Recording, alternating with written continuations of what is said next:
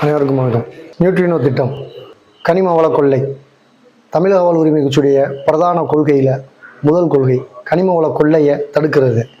அதன் அடிப்படையில் ஒன்றிய அரசுடைய திட்டத்தில் ஒரு திட்டமான நியூட்ரினோ திட்டம் தேனி மேற்கு தொடர்ச்சி இயற்கை எழில் சூழ்ந்திருக்கக்கூடிய பகுதிகளில் இயற்கை எழில் கொஞ்சம் விலங்குகள் அதிகமாக வாழக்கூடிய ஒரு பகுதியான மேற்கு தொடர்ச்சி மலையில் நியூட்ரினோ திட்டத்தை செயல்படுத்துறதுக்கு அதனுடைய மலைகளை குறைஞ்சி பல அழுக்குகளை உள்ளே செலுத்துறதுக்கு நிறைய வேலைகள் நடக்குது.